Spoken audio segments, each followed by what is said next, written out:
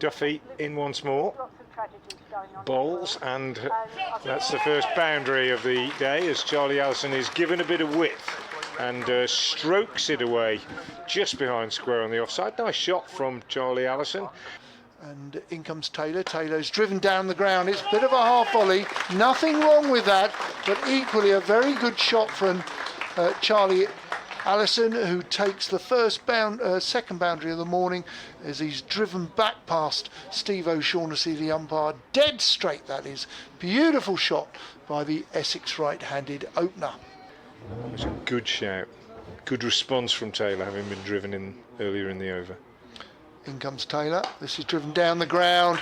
That wasn't quite a half volley. That was a wonderful check drive shot just on the leg side, in between the stumps and the non-striker Paul Walter. That was an even better shot compared to the half volley earlier in the over. Duffy bowls, and he's bowled him. Well, I've done him, I'm afraid. The old commentator's curse. Two stumps disturbed. The middle one left, and Paul Walter's innings ends. I was going to say he can back down the order in white ball cricket, and of course he can.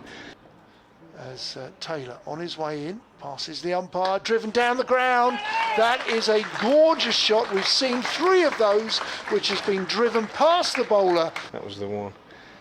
Duffy from the gooch end hits Allison on the pad, and he's given. Big shout for LBW, and that was an example of where he might have fallen across it a little bit. He's not a tall man. It hit him quite high up. It's 8th over. Comes in, driven down the ground by Tom Wesley. Well, no stick here at all to Taylor. Taylor's bowling quite full. And some lovely shots. Taylor on his way in, driven again, back past the bowler for the 5th boundary that's gone. I don't want to say a half volley. He's out there batting as Taylor comes in. This is a little too straight at leg stump where it's well fielded. No, it isn't. It's gone past him. And I think is that Brett D'Oliveira who's going to have to just jog over towards the pavilion wall, which is beneath the balcony. Fingers crossed for the 4th round.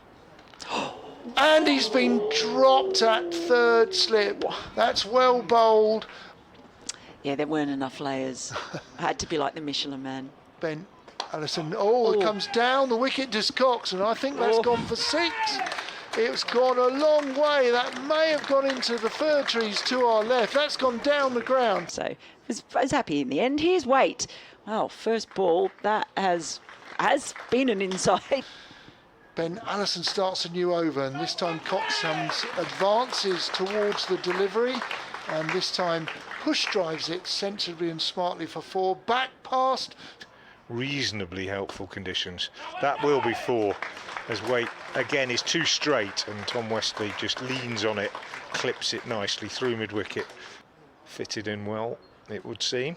Roderick up to the stumps as Allison is in, and that's come off the outside edge of the bat, but too wide for second slip. There's a chase on. It's not going to be successful.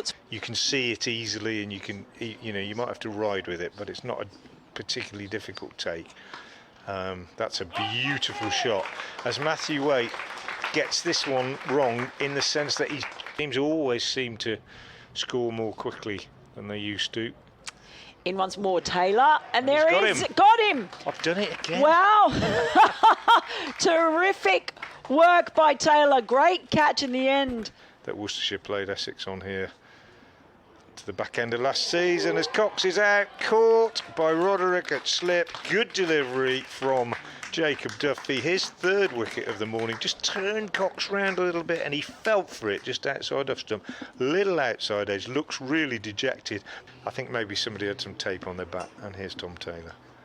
In he comes, bowls, and this is driven down the ground. We've seen it a few times today that Taylor has conceded a boundary. Anyway, Taylor in, driven into the offside, well fielded. No, it's not. He dives over the ball and it will race across the dry outfield for 4 towards a large scoreboard. Comes in again now and bowls, and on the back foot still Pepper plays that back up the pitch, and he is in a bit of pain here, the Essex keeper.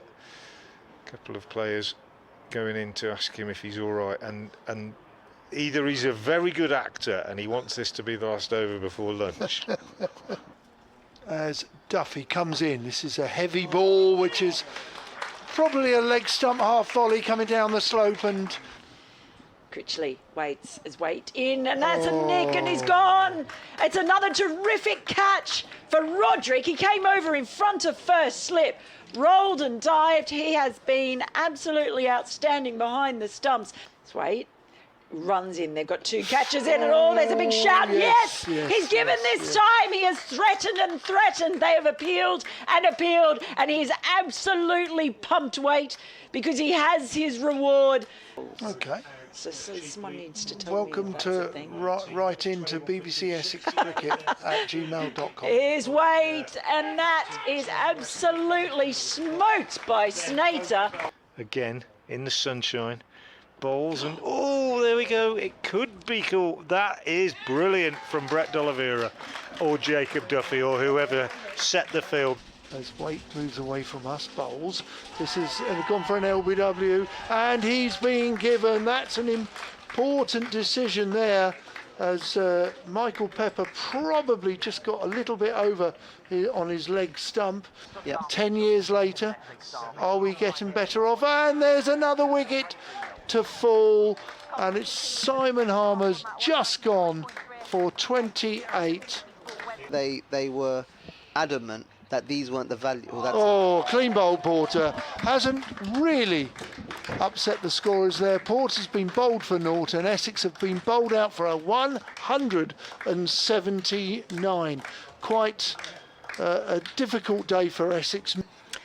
Snater in again, and that's nicely driven.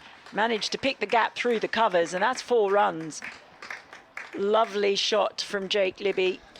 That'll perhaps settle the nerves a little bit.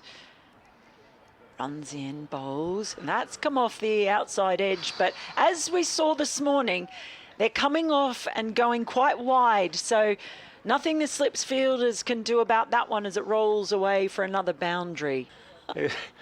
Porter is in and bowls, and that is his first runs, and they are beautifully gathered because it's a first proper half volley that Jamie Pauls has bowled, and Gareth Roderick. Expect to see him first change as here comes Snater in bowled. That is gone. He's got a wicket. It's a big, thick edge, and it's taken at third slip quite comfortably, but well taken as well on his knees. Hair bouncing as he runs in, bowls a nick, and it's taken. Brilliant take at third slip. Critchley again. It's Critchley, it's his second. It was different to the last one. He was falling forward, but Snater. Little bit of movement, bit of swing. Rajitha's in, and a nick there. His first Essex wicket. He's so pleased. It probably wasn't the best delivery he's bowled so far. Short and wide, and the batsman has got a nick onto it. It's a struggle out there, isn't it, for the batters? Porter, there's another nick, and he's gone. Kashif Ali. Well, it's nicking and it's catching, and they're doing a brilliant job in the slips cordon. They are sharp. They know the ball could come to them at any moment. They've not batted well.